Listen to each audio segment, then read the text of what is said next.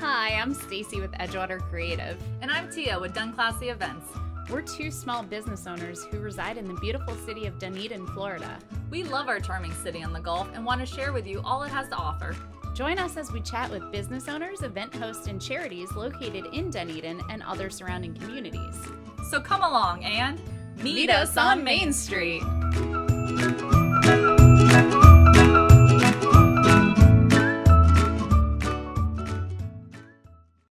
Alrighty. Hello and welcome to another episode of Meet Us on Main Street, the podcast. This is Tia. And this is Stacy.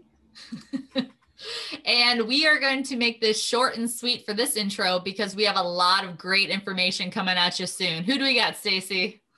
Today on our show, we have Sarah Ratza, owner of Ratza Chocolates in Tarpon Springs. And like Tia said, we're making this intro short and sweet to go along with the sweetness of the chocolate. And it's Valentine's Day. Oh, yes. Happy Valentine's Day. And what is that? What is it she is again? A chocolatier? Well, Tia, interesting you say that because I referred to her before as a chocolatier, but technically she is a chocolate maker because, as you will soon learn, she does everything from grinding and roasting the beans to the actual finished product of packaging them up, whereas a chocolatier simply melts the chocolate and does stuff with the melted chocolate, I believe. We'll learn that and so much more when you listen to our interview that starts now. So as we were just saying before we started recording, Sarah, it's lovely to meet you. It's very nice to meet you. And like I was saying right before too, so we've heard about you before because we've had friends in town that have your products in their shops. I believe Escape Route is one of them. Escape Route.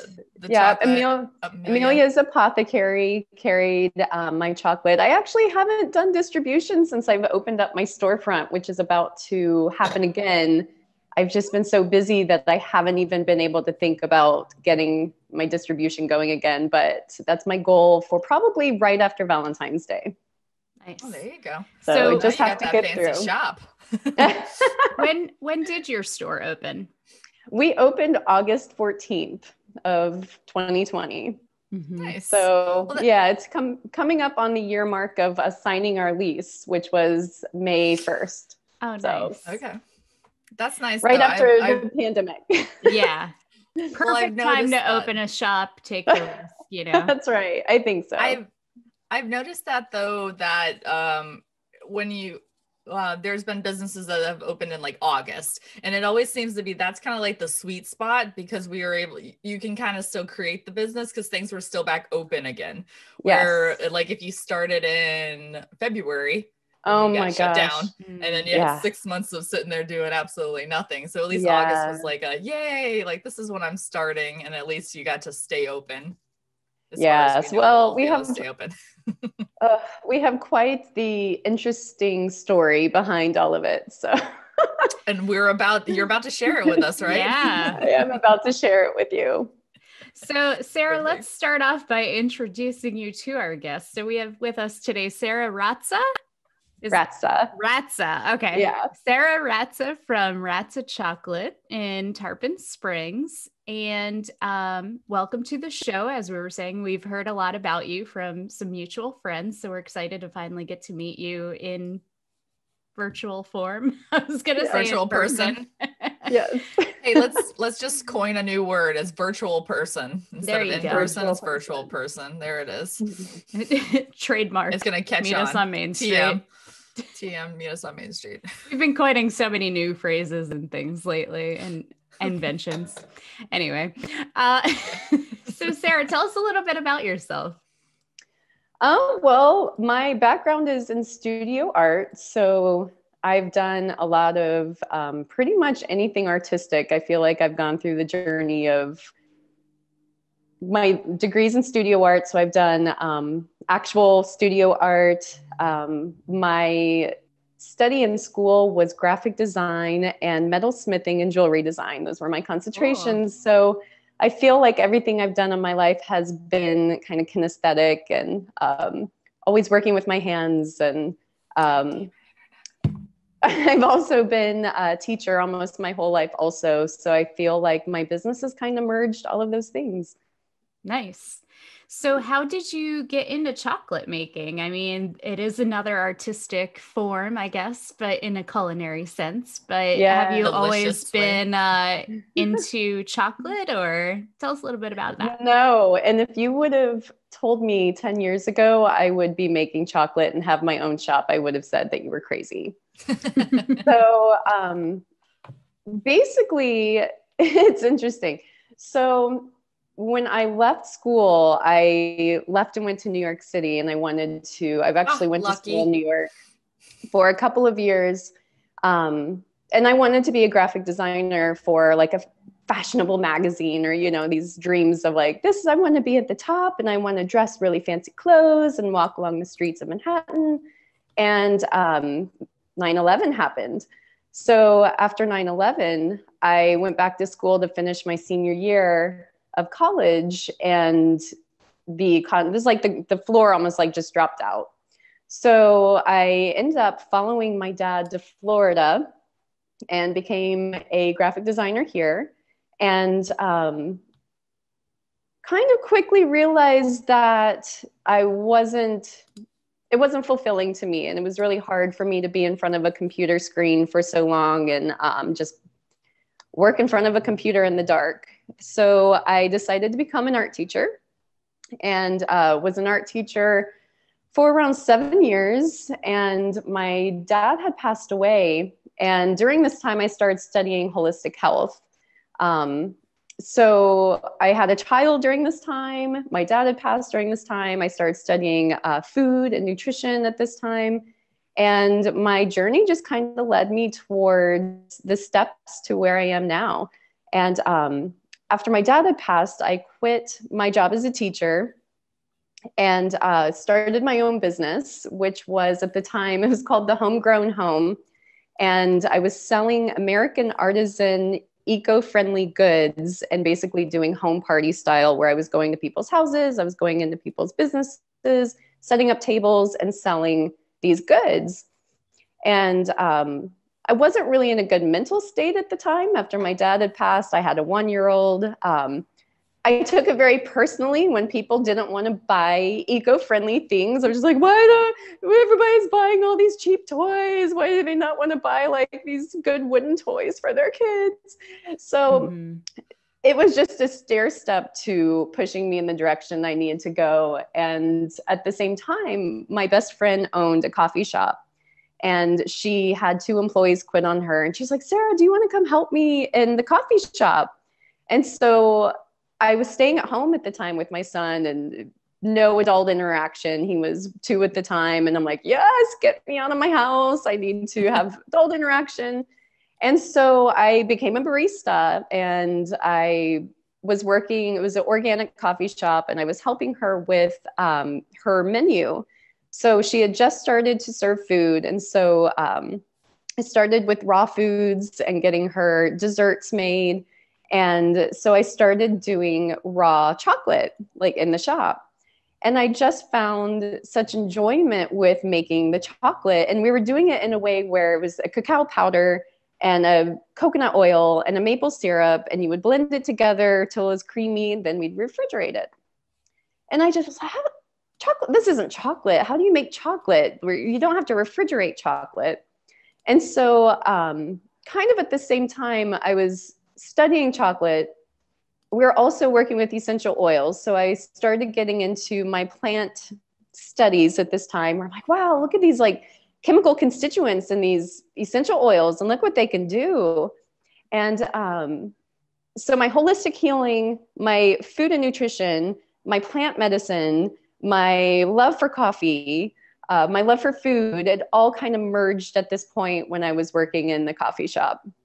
So after a few years, I decided to take a break. I started doing my bean to bar making at home. I kind of worked backwards where, you know, I was like, okay, so it's not cacao powder and coconut oil. You take a cacao paste with a cacao butter and you can blend those together. And so then I'm like, oh, wait, but where's the paste come from? And where's the butter come from? And so I stepped backwards from there, and I'm like, oh, it comes from a bean. And you take the beans and you have to roast them and peel them and grind them. So we bought our first box of beans, and my son, I think, was 5 at the time. And so I asked my father-in-law, he has storage sheds in the back. I'm like, do you have an old meat grinder or grinder by chance? And here he comes with this vintage, like old meat grinder. He's like, will this work? I'm like, sure. So we hooked up this old vintage meat grinder to our countertop and started cranking out these cacao beans. And so our first chocolate was actually crunchy because it was gritty from not being able to get the particle size small. And we started making enough. And our first market we went to was Sweetwater Organic Farm in Tampa. And we were there for a few years while I was cottage food. And after Sweetwater, I was ready to move on. So I went to finally establish my business. I went to herbal school at the time. I also went to, I got my holistic health practitioner certification at this time while I was studying, and took a little break from the coffee shop, and ended up using my friend's coffee shop as my facility and became an official business, and started doing the Dunedin market. So that was my big step to finally like move on and start distribution. So this was 2 years ago that I started my distribution, getting my bars out. And luckily, my coffee shop, my best friend knew that she was closing her coffee shop before the pandemic hit. So I knew in about December of 20 Blast from the past. What year are we in? 2019. That word is really like, I can't approve. 2019,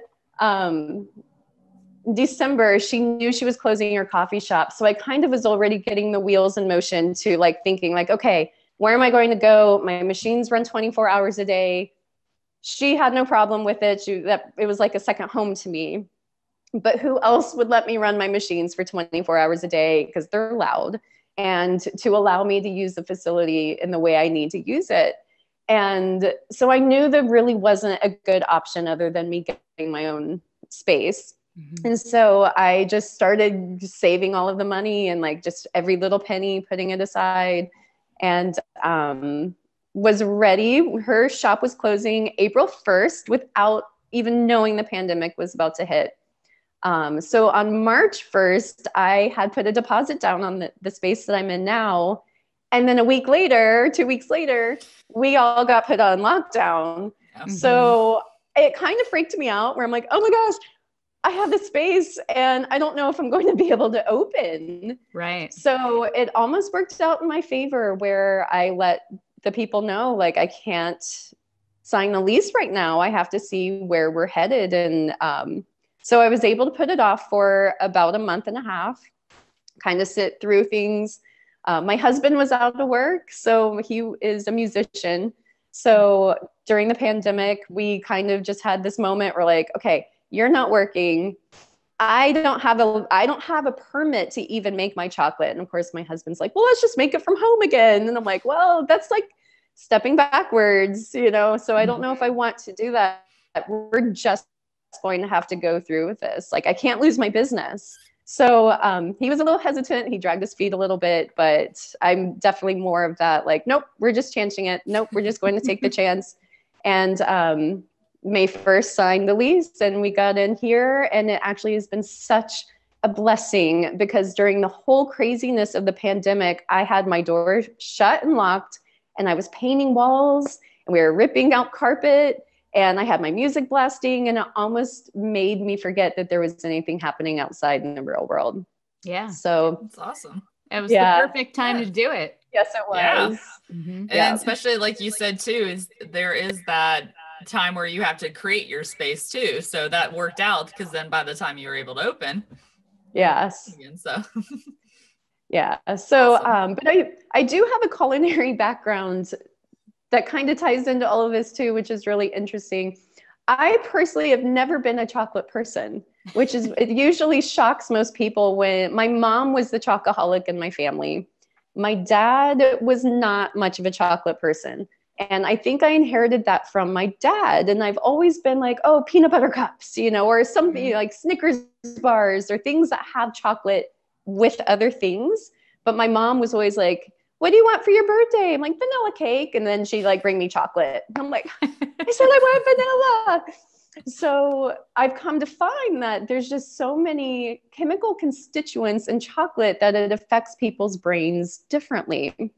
So my great grandmother owned a truck stop in Indiana. So she did all of the home cooking in her truck stop. My mom was raised in that truck stop basically, and has carried on all of those recipes from my grandma, and of course, passed them down to me. I was always in the kitchen. I was always with my mom baking. My mom was the baker. My dad was the cook. So I've inherited a lot of my spice knowledge from my dad and a lot of my baking skills from my mom. And so I always say I want to carry on these recipes that I've been inherited, and just make them healthier, and being able to substitute a lot of the things that we now know are not so good for us, and just making really tasty, yummy recipes in a healthier way. Mm-hmm. So I do a lot of the baked goods in my shop. Unfortunately, we don't get the foot traffic as of right now for a lot of our baked goods and things that have a shelf life. So I don't make them too often, but I do them basically whenever people pre-order or need special events or things like that. So, but everything we do is vegan. And that's kind of my joy, is to be able to take recipes and turn them into vegan things. Are you vegan? I am not strictly vegan. So I like to say that the things that I do are everybody friendly. I don't want anybody to come into my shop and feel like there's not something for them.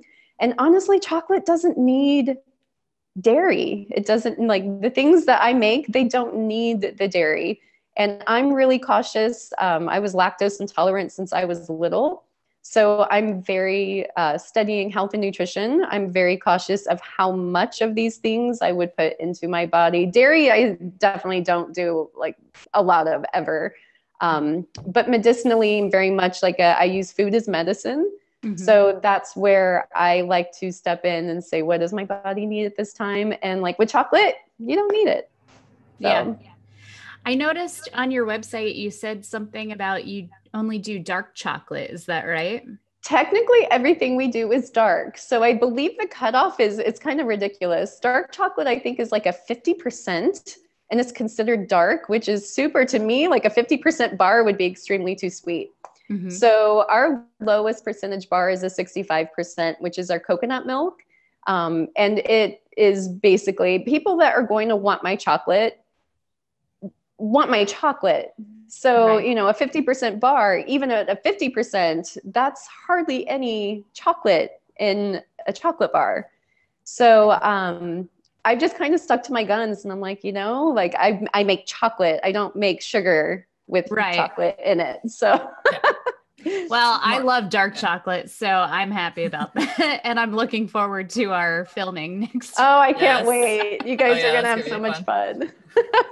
Yeah, I didn't actually realize that you go that deep into making your chocolate. Like, you actually grind the beans, like you make everything. Like you don't like skimp out on any of the thing. No, that's so awesome. It's kind of ridiculous actually, because I'm with my degree in, with my background in design, I've designed like every single logo, all of the labels. We do all of the printing. I do the cutting of the paper.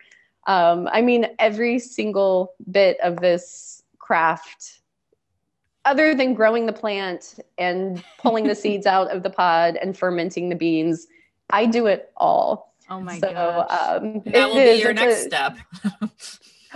Yes, I would love to at least have my own farm one day. That would be amazing. There you go. That would be cool. So where do you get the cacao from?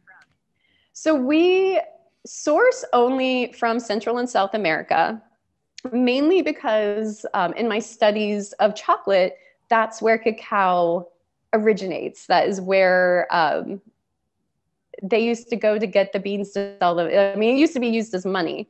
So our main source of bean right now comes from Belize, mainly just because I love the flavor. It's really everybody friendly.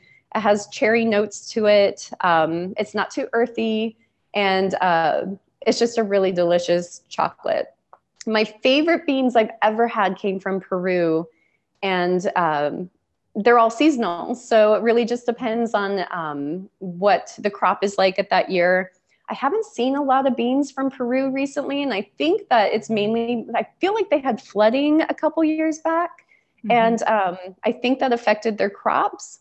Same with this year. It's kind of, I'm a little concerned with the hurricane that we had go through Honduras, and it hit Guatemala. And I know they had a lot of flooding. So I'm a little concerned with the beans for maybe next year.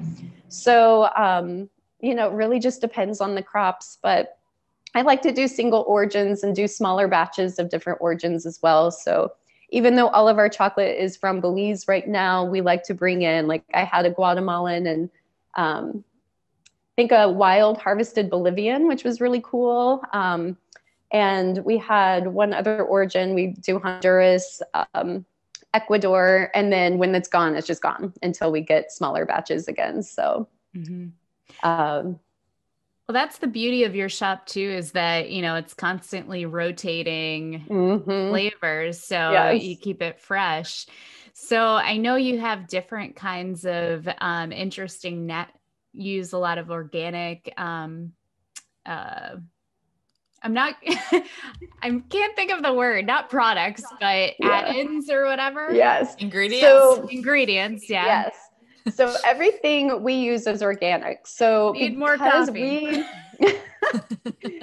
I strive literally. We have such a good cacao bean that I would not want to put anything into my chocolate that would make it anything but the best.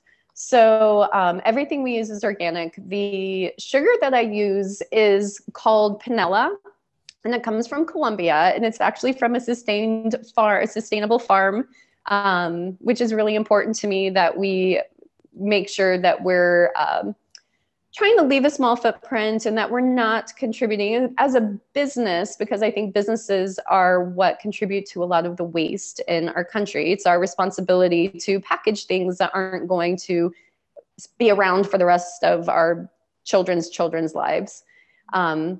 So we use a really good sugar. It is as unprocessed as you can get. It's an evaporated cane juice.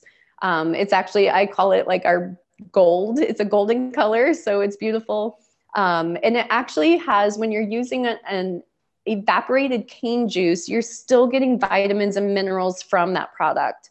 So even though sugar has a bad rap, it's still a plant. It still has a purpose, and it's still, if in moderation, it's still good for you. You're getting those vitamins and minerals from it.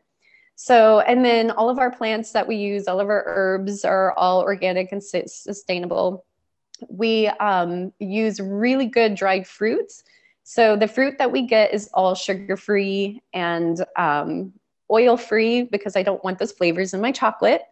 I think the only exception is our dried strawberries, which are not dehydrated. They're actually like a chewy strawberry.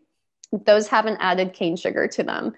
So, and I just can't, you know, sometimes like I can't find anything that doesn't, but it's still organic. It's still good. And those are our seasonal for Valentine's Days, our chocolate covered strawberry bar right now. So nice. But otherwise, we just try to keep our chocolate as clean and the highest quality that you can get. That's what we strive for. So what's the best selling chocolate bar that you sell? Oh my gosh. So it's interesting because we get a lot of people coming in off the street that have no idea what I do. And so the average person generally will reach towards the cherry, the dark chocolate with cherry, because it goes really well with wine. So since our chocolate already has a cherry note to it, we use Bing cherries for the cherry bar. And it's just a really delicious bar of chocolate. Other than that, one of my personal favorites is it's a coconut milk bar, and it's infused with rose and cardamom. And it's just a really, I say every woman needs it in her life. It's part of our Valentines heart box because it's just a beautiful bar. And then we do a golden milk bar also, which is really delicious. It's one of my first formulated bars that I had done. And it's coconut milk that's infused with turmeric and cinnamon, and then it has ginger chips and black pepper sprinkled on top. So that one is a pretty good seller too. Wow. Now, do you get inspired for these flavors to put them together? Do you kind of use your knowledge from learning about chocolate to pair things? Or sometimes do you just go in with a fresh mind and you're like, man, this sounds like it would be interesting, and throw ingredients together and magic happen? So a little bit of all of the above. So I go through creative periods, just like all creative minds, where sometimes I'm just like flatlined, where I'm like, I just don't like know what else I could do. Like, I don't think there's anything else. Like, I have all of these herbs. I basically have an apothecary in my kitchen, and she's like, I don't know. I'm like fried. And then another day I'll come in, I'm like, oh my gosh, that would be so amazing. And I just have to write down ideas of flavors. And a lot of times it's smelling spice or like opening a jar of my herbs. I'm like, oh my gosh, it would be so amazing in a bar. So yeah, a little bit of all of the above. And I think that the hardest part of coming up with new flavors is my my subscription club, where every month I have to make a really good subscription bar for those club members. And sometimes I just have to like just sleep on it. So right now I'm still in the process of figuring out what I want to do for our February subscription club members. And I try to stay seasonal. So right now, like in Florida, you know, we're doing either like orange or strawberry. And I feel like I'm leaning more towards strawberry, but we have our strawberry bars. So I'm kind of in that process where I'm like, okay, come to me, strawberry and what? Yeah. It has to be different, you know? So I'm thinking I'm going to infuse strawberry into the chocolate, but I feel like it's going to need something else. So that's where I'm at with the subscription club. So that's how my brain works, is I get the idea, I just kind of let it sit, and then it will just come to me and I'm like, that's it. So yeah. Tell us a little bit more about your subscription club. Excuse me, what's this monthly chocolate you speak of? Yeah. So our subscription club is basically for people that really love chocolate. And there are people that literally, like, I have friends who are like, oh my gosh, I go to the grocery store and buy dark chocolate every week so I can have chocolate every night. So what we do is we discount our bars. Really, it's a pretty decent discount. Our bars run from $10 to $12, depending on what additives go into it, or, you know, what toppings are on it. And so the subscription club is $8 a bar, but the catch is you get the monthly bar of the month, which is usually the perk of being a part of the subscription club, because some of our flavors they've been really amazing. So we did, our first one was a mango lassi. We had the pina colada bar. We've done a raspberry hazelnut. This past month was an elderberry infused bar. So I try to stick with the month, kind of stick with like whatever flavors would be great for, you know, whatever month it is.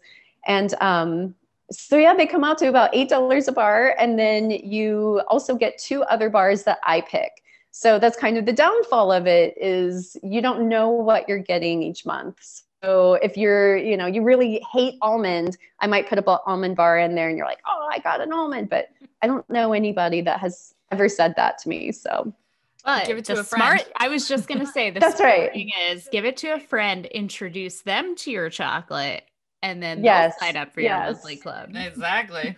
Absolutely. So it really, for those people who continually come into my shop, it's a really good deal for those people. And 3 bars really will last you a whole month, because of the chocolate being so dark, you literally only eat like a little piece and you're satisfied. So it's not like a Hershey's where you're just like, arr, arr, arr. Even though I've seen people do that with my chocolate and it makes me want to cry. This is for savoring people. Yes. Yeah.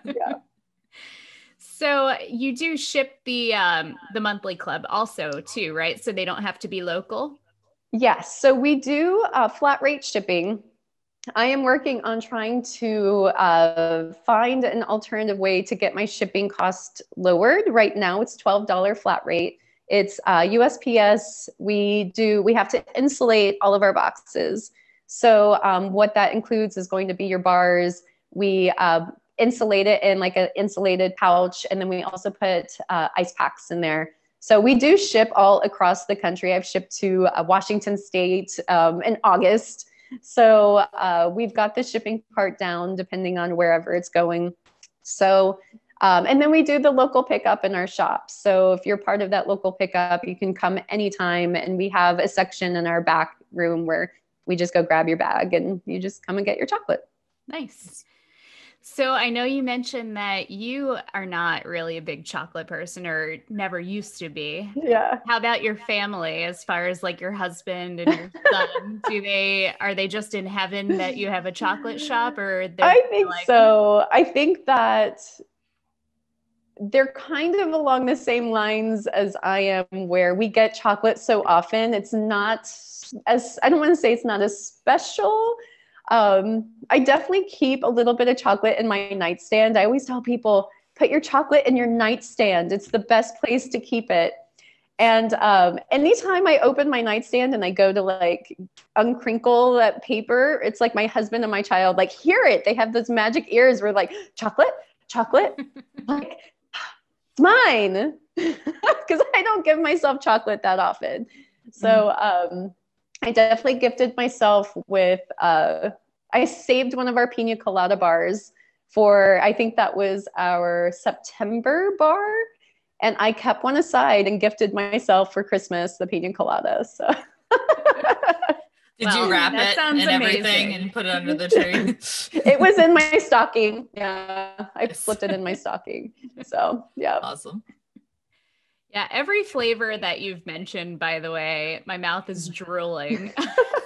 Well, I will say on my machine right now, one of my other favorite bars that I make is the Amelias Bar. Oh. And it came from Alicia. When I asked her, I wanted to make a bar special for her because she was my first place for distribution. And I just love her so much. And I'm like, what would you want for your shop if I were to make one special for you? And she said she wanted a lavender and vanilla because that was the theme of her shop. So I infuse Madagascar vanilla beans in the cacao butter before I put it in my machine. And it's just the aromatics of it. Like my shop smelled amazing yesterday when I was doing this process. And so I put that into my machine, which now, of course, I don't do it by hand. We have machines to help us. And after that, I grind my own lavender. And I always grind my herbs fresh because it's going to help with the flavor of having those fresh herbs in there. And so ground lavender and put some of the lavender into the machine. And so it's really a beautiful bar also. So that's my bar for my friend. Oh, I think Alicia was the first one that I had heard about you. I think she mentioned actually on her podcast episode about selling your chocolate in her shop. Yeah, I miss her. Circle. Yep. Yes, it is. Yeah. Hey guys, meet us on Main Street here. Stacy and I are all about staying young and beautiful, so we wanted to share with you a salon that we recently discovered to take care of all of our beauty needs. That's right, Tia. Beauty on Broadway offers everything from the most complex hair treatments like keratin and balayage to advanced permanent makeup for lips, brows, eyeliner, and even scalp micropigmentation. The owner, Mary Katz, is a nationally certified and recognized trainer for permanent makeup who holds over 25 certifications from the most prominent artists around the world. So she really knows her stuff. And everyone who works there are true professionals who make sure their clients get exactly what they want. You know what else is awesome about them? They do free paramedical tattooing for all breast cancer survivors. That is awesome. And they were just ranked among the best in the nation for their COVID-19 procedures. So you have a clean and safe space to go get away from the world and just let loose. You guys seriously need to go check them out. Visit their website for more information and to make your appointment today at beautyonbroadway.salon. I homeschool my son. So my job as a mom comes first. So that's one of the things about opening my shop was I knew that I wanted to make sure that even though I get a lot of complaints about my hours, which trust me, I've sold chocolate long enough to know before 11 o'clock, people don't buy chocolate. They just don't. Like, they're like, I haven't even had breakfast yet. Like, do you know what goes well with coffee? So when I was deciding my hours, I knew that I wanted my mornings to, have my coffee, to be able to stay, assign my son his schoolwork and to get him ready for his day. Sometimes he comes with me. Sometimes he stays at home with dad, but that's important to me. So that's why my hours are 12 to 6. Yeah. And I mean, I think those are perfect hours for a chocolate shop, like you were saying. I mean, yeah. And I'm open weekends. So, it's like if somebody can't make it during the week, which I understand, then you can come either Saturday or Sunday. We're open those days also. So, yeah. So, Sarah, I know you mentioned that you're doing the strawberry bars for Valentine's Day. Yes. Tell us a little bit about what you have going on for Valentine's. Okay. So I have this really awesome box that I've put together. My heart boxes I've been doing the past few years, which I have one right here. Yay! So go and tell. I'm really excited about. A lot of people don't know about the ingredients that I put into my chocolates because a lot of them are herbs that people are like, I've never heard of that. So this is what our little heart box looks like. We also are doing these little dried flower bundles. So if you we have an ultimate box, which is basically, it's going to be a box that's like put together already. You can either buy it for yourself, which is what I always think of. I'm like, what would I want? Like if I were to go and buy something, this is what I would want. So the box is already put together. It comes with the flower bundle. It comes with the heart box. We sell all of these separate. So if you don't want everything, you could just get like the heart box. The rest of the box looks like this. Oh, cute. So in the box we have a vegan brownie and a vegan chocolate chunk cookie. And then we have an herbal bath blend that we've made. It has Epsom salt and rose and lavender. And then it comes with an organic cotton muslin bag.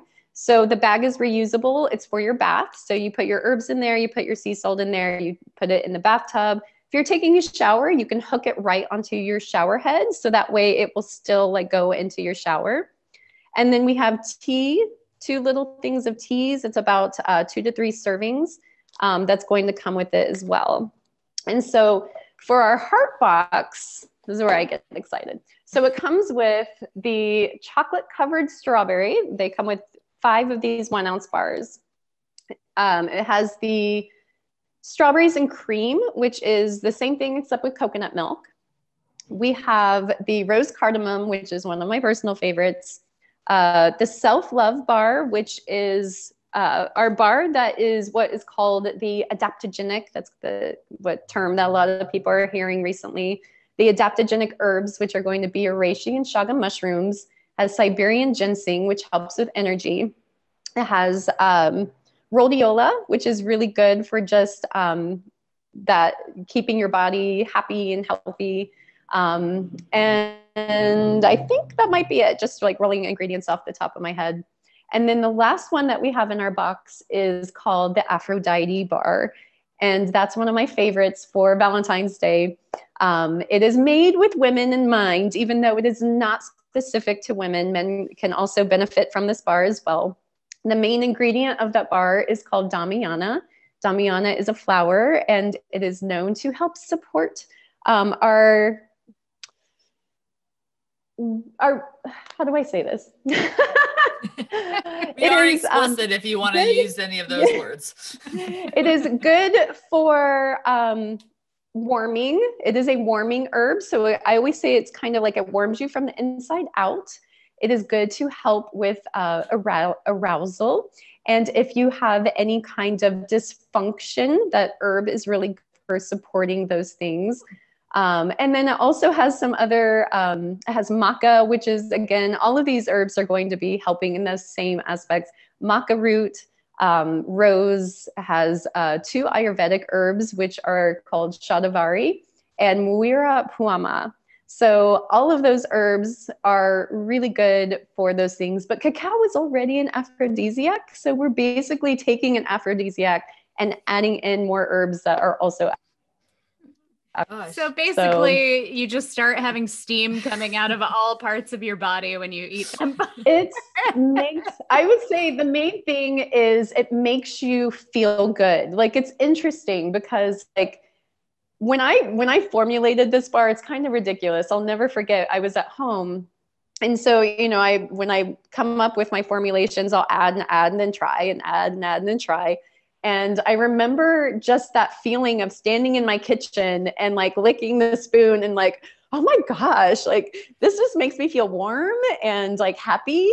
And I think that that's the main thing is, you know, it doesn't necessarily like make you feel like, oh, I want to go grab like the first man like next to me, but it just makes you almost. Sailor. That's right.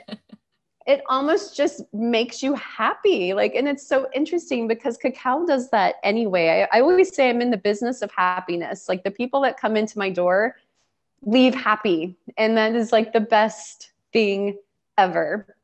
So there was a time where I was working at the apothecary. I was doing the clinical work, helping people. I'm a board certified holistic health practitioner.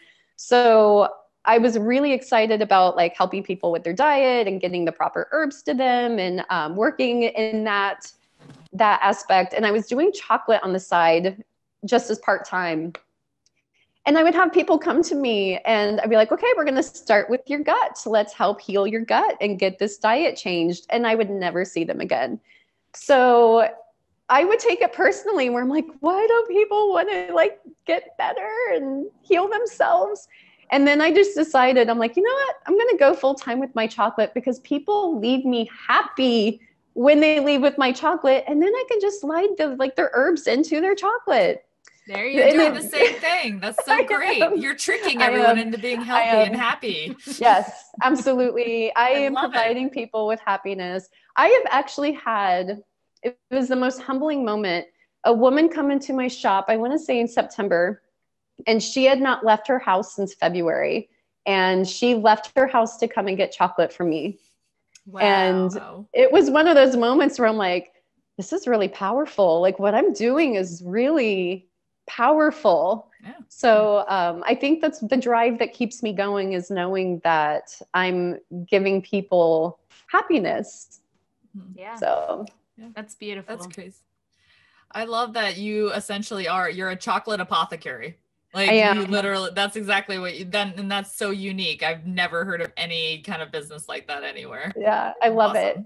So I do also, speaking of apothecary, so I have recently started selling herbs in my shop. Definitely not wanting to become an apothecary. I don't want to be known for that. But I have the knowledge. And I feel like, especially in Tarpon Springs, we don't have Amelias available to us. Right. So I want to be able to provide my community with, if anybody were to need anything like that, that they know that they can come into my shop. And I have a few herbs that are kind of our general, like, I think are good for everybody on our shelf. But otherwise, you know, like, I'm that resource that I don't think a lot of people realize that is in our community, where they can come and ask me for help. And I definitely don't want to charge people. I don't want to be a clinician, but I'm here to be able to offer some guidance and to be able to get people started on that route. And then, so I do also herbal teas, which I really, really love doing. And that's one of my favorite things that I do in my shop also, is I do chocolate herbal teas. So I take the cacao nibs and I grind them. And so cacao is naturally a bitter. So when we use bitters, bitters help us with digestion, and bitters are also really good with helping to support our liver. So my herbal formulations all have the cacao in them to help with just like that slightly bitter cacao taste in your herbal tea. And then the different formulations of, I do an elderberry blend. I do 2 different blends that have immunity support in them. So one of my favorites is the Rise and Shine, which is my coffee substitute, because I drink a lot of coffee and I need to break away from that in the afternoons. So in the afternoon, I'll go to my Rise and Shine, which is basically burdock root, dandelion root, those really dark bitters. It has some cinnamon, the cacao, obviously, chicory. So it's just a really beautiful tea. I also do, I have a really beautiful blend that's called Oh My Heart, which is really good for heart support. I have a chai that's also immunity blend. So it's your chai spices, has the cacao in there. And then it also has astragalus root, reishi, and chaga, which is going to help with keeping the immunity up. And so we haven't gotten our herbal teas on our website yet because over the holidays, I really just banged out a lot of new formulations, but they'll be on our website soon. Nice. So hopefully you'll be fully stocked by the time we get there because we're going to literally buy you out. So from everything you're just saying, I'm already like taking a mental like grocery list notes of what I'm getting when we go to your shop. Yeah, it's actually really the main thing about like me getting to distribution is I literally do everything myself. So a lot of times people will come in here and I don't think they realize that you normally, if you walk in my door, you don't see me. Like you would come into a shop and it looks like nobody's in here. But my kitchen, which is humongous behind the curtain, I could see people coming into my door. And so you hear this voice like, hello, welcome. And then I'll come up into the front, but I literally do everything. My husband will come in maybe once a week, and he will do roasting and the winnowing process, which is loud. So we have to do that part after we're closed because it's so loud. Mm-hmm. But he's been really good about coming and helping me do the peeling of the shells. And that's a pretty time-consuming process. And my son will print off labels for me. So if I'm in a hurry or I feel stressed, I'd be like, Coltrane, I need you to print out like 2 coconut milk cherries, and he'll print them off for me. And so it really is truly like a family business, even though I do the bulk, pretty much like 99% of the work. So, but yeah, so yeah. That's awesome. But so I have a little mini fridge in here, and some of the things I really like to do, which I said that I don't often do the things that expire quickly, but I love making truffles. So a lot of times my last batch of truffles I made my own rose water, and then I did a rose pistachio truffle, and we use a coconut cream in those since we don't use dairy. And then I also made a hazelnut truffle, which was really beautiful. Our peanut butter cups fly off our shelf. So normally I'll have peanut butter cups in the refrigerator. And then I just took my batch of raspberry chocolate off the machine yesterday. So sometimes I just get those like, I saved some of the raspberry chocolate because I really want to do a raspberry like cashew butter cup. So I'm like, oh my gosh, I want like a cream in the middle, but I want the raspberry chocolate. So I'm going to hopefully get to that today. I like to try to stock up for the weekends, but I don't always get to it. I have like You're like the female Willy Wonka over here. I try. I look forward to hiring somebody to be able to it's just to up my production because I have so many ideas of things that the creativity, and I write down things and I want to get to things and then I don't get to them. So I have one young lady that is part of my, I don't want to say staff necessarily. She comes in to help me, but she's a former student of mine. And she was an art student of mine from the high school I taught at. Aww. And she also worked at Amelias Apothecary for a little bit. So she's knowledgeable of herbs. I know her artistic ability. I know her temperament. It's just really beautiful connection to how we reconnected. And she was in culinary while she was in high school.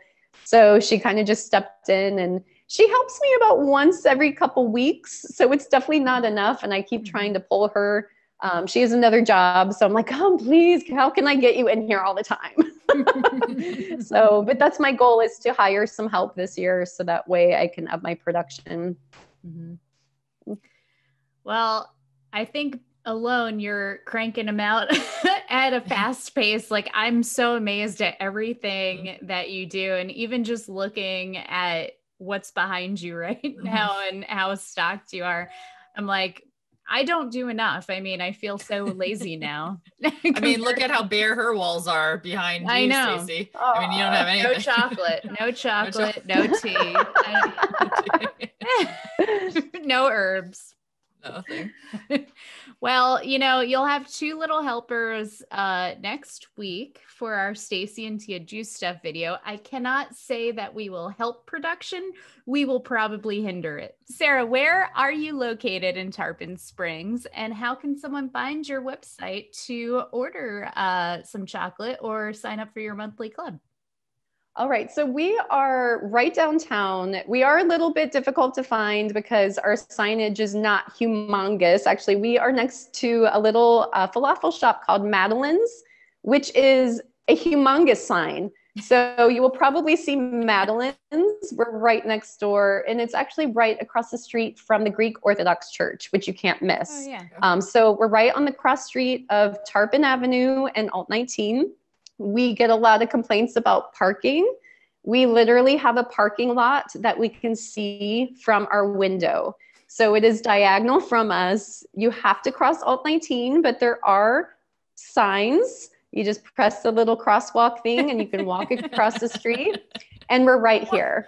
So there's also free street parking everywhere in Tarpon Springs. So if you don't get the two lucky spots right in front of our shop, you are more than welcome to find. I usually park on Orange Street, and then you just walk less than a block over to our shop. So it's actually not very difficult to find parking. I usually recommend the parking lot, which is on the east side of Alt 19 and on the south side of Tarpon Avenue. So you can't really miss that. I know the exact parking lot you're talking about. Yeah, exactly. It's called Mother Mears Parking is the parking lot there. Mm-hmm. So, and our website is just ratzachocolate.com. So if you just type in Ratza Chocolate, you can't miss us. And I do recommend, we do a lot on Instagram. So that would be, if you're on Instagram, that would be the best way to follow us, because we do a lot, I try to do something every day just to keep our people up to date on what we're doing on that day. What's your handle? Ratza Chocolate? Ratza Chocolate. Perfect. Yep. Same on Facebook. So everywhere we just do Ratza Chocolate. All right, Sarah. Well, we have a game for you. So stay tuned for the game. All right, Sarah, we are bringing back our game portion of our podcast on this episode just for you. We're going to do this in a little bit of different style. So I found online, it is a quiz called Check Your Chocoholic IQ. So we're going to test your chocolate knowledge right now. Oh, no. All right. Are you ready? I'm ready. All right. Which kind of chocolate is the healthiest? Milk, dark, or white? Mine, the Ratza Chocolate. Ratza, there it is. That was the correct answer. Technically, white chocolate is not chocolate. Ooh. Expand. I don't like it anyway, so. I don't like it either. I don't. It is literally, just so you know, white chocolate is just the fat of the cacao bean. So it is where you expel the cacao, but the cacao butter is what it is. When you take cacao, you have a press. The cacao powder goes in one area, which is how we get cacao powder. The fat of the bean, which is the butter, goes into a different area. So that's why white chocolate is you take just the fat and then you add in milk and sugar and usually other junk that goes into it. So it's not technically chocolate. No wonder. We're not white chocolate fans. No, not here. Down with the white chocolate market. I don't even make white chocolate on Main Street. Yeah, exactly. All right, next up. Chocolate was believed to be so powerful that at one time A, doctors used it to treat broken hearts. B, nuns were forbidden to eat it. or C, both? Oh yeah, all of the above. Yeah. You are correct. So nuns weren't allowed to eat chocolate, and chocolate has a long reputation as an aphrodisiac, as you just told us. So yeah. Oh yeah. See, you know your stuff. All right. How many milk chocolate bars would you have to eat to get the caffeine in 1 cup of coffee? 2, 8, or 14? Of milk chocolate bars. It all depends on percentage of milk, but I would say probably 14 for the average junky milk chocolate bar. All right. Correct. It is 14. Yeah. You would need to eat 11 regular size bars of milk chocolate to get the same caffeine you'd find in an 8-ounce cup. Yeah. Don't eat those nasty chocolate bars. Oh, here's what we just went with. Why is white chocolate white? Fat. Oh, I have to read you the answers. Yeah. It is mostly milk. It has no cocoa solids, or the bleach has been, the color has been bleached out. Ugh. Yeah. Yeah. Which one? Oh, it's because it's all nasty. It's just the fat has no solids in it. Yeah. I wouldn't say it's been bleached out, but it wouldn't surprise me if somebody did try that. So. Yeah, that's what I was thinking. Now that I know about this, darn it, milk chocolate. Okay. The average American eats about this much chocolate each year. 2 pounds, 6 pounds, or 12 pounds? 12. Correct. Again. Yeah. If that person likes chocolate, because now that I'm in the chocolate business, it like shocks me of people that love chocolate really love chocolate. And I think that it's because of what it does chemically to the brain. Yeah. Mm-hmm. And then fun fact, more than 90% of Americans say they prefer milk chocolate over dark or white. Ugh. Yeah. That's because the average American likes sugar. Mm-hmm. So, and it's going to be a sweeter bar.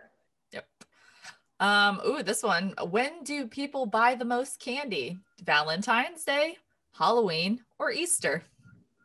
Ooh. I'm going to have to say, well, candy is different than chocolate.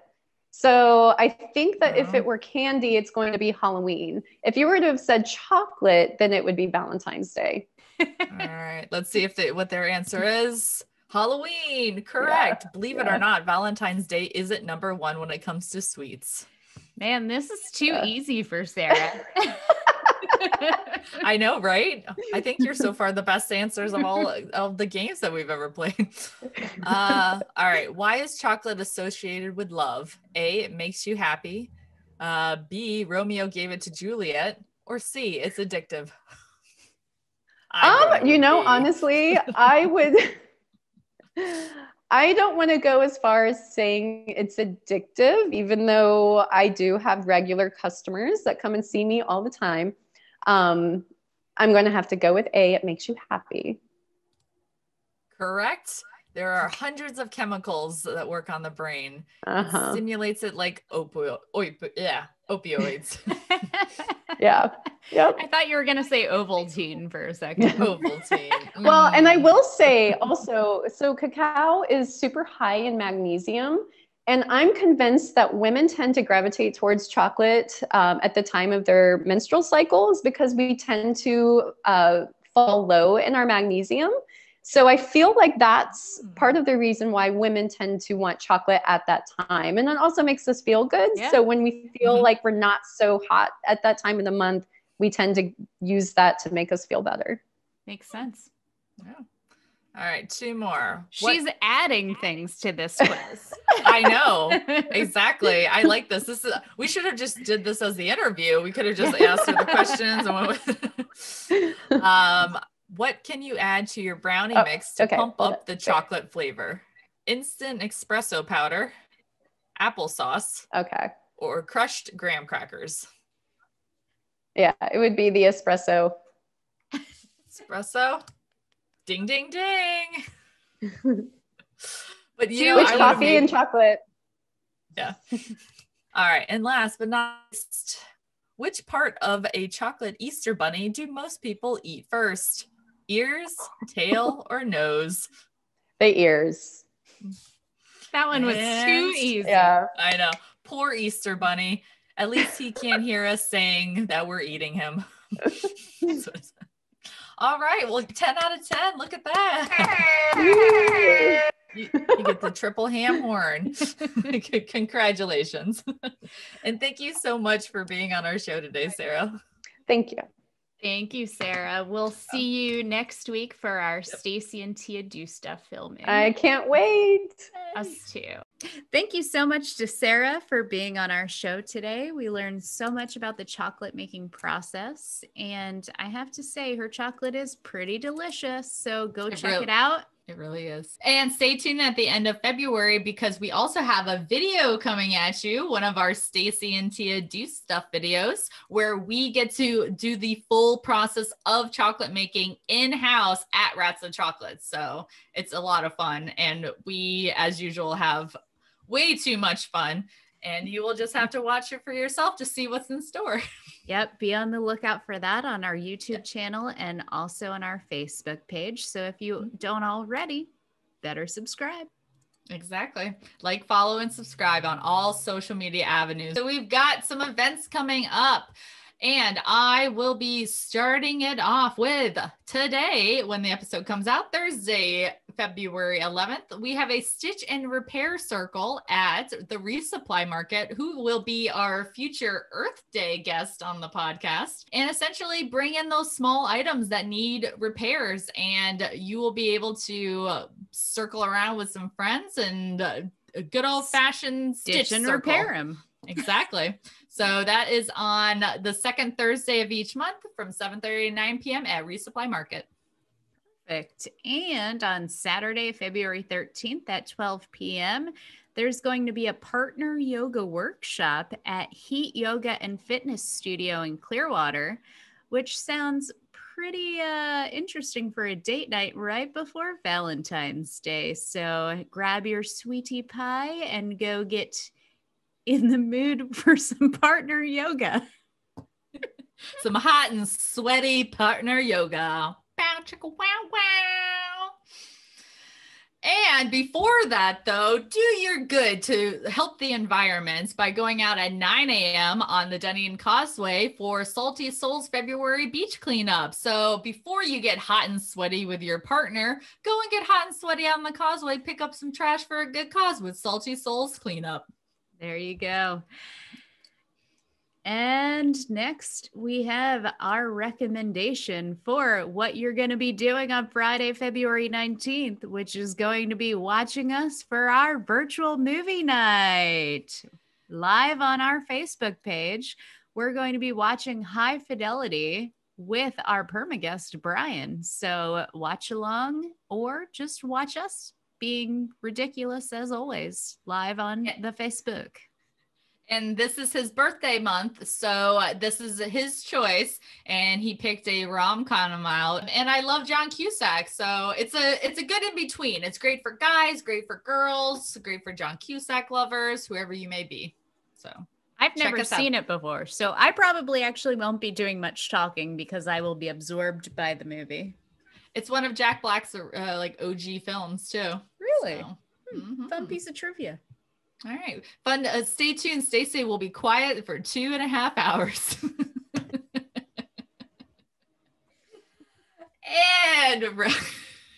And as always, sponsored by Harley's Gourmet Popcorn and Cider Shop. Yes. So stay tuned to see which type of popcorn we are eating in front of Brian this month for his birthday month. Because this month we will probably not be getting him popcorn, but we did last month. So we occasionally think about him.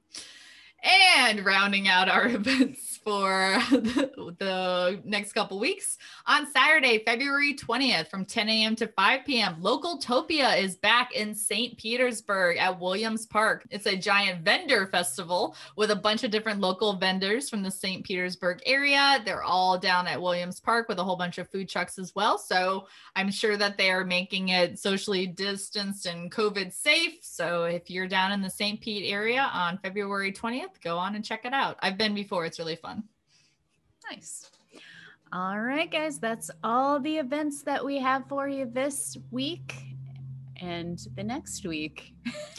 And the following week after that. And we'll be back with more event recommendations coming up on the 25th of February when our next episode is released. Exactly, Stacey. Thank you for the calendar update of our next episode. Anytime. Would you like to tell them? Now we actually know too who's on our next episode. If you stayed all the way till the end, you get to find out the bonus feature of who our next episode is. Yes, I actually had to think about that, despite the fact that we literally just interviewed this guest. Our next guest is going to be Dr. Tracy Morris from Coastal Vet Care in downtown Dunedin. And she answers your questions that you submitted about your pet curiosities. So you'll definitely want to take a listen to that. All right. And as always, guys, we appreciate that you listen to us and laugh with us and cry with us and listen to our swearing together. But what we really love is when you all rate, review, subscribe, follow, like on every avenue, on every platform, because we're everywhere and we appreciate you and your support. So if you'd like sponsorships, we do those too. Thank you very much. This has been a public service announcement. Anyhoozle, happy Valentine's Day. Happy Valentine's Day to all you sweethearts out there, and happy Galentine's Day as well. Oh, that makes me sad because I can't have my party this year, but it's okay. All my gals know that I love them. All right. All right, guys, have a very love-filled weekend, no matter who it is that you love, and goodbye.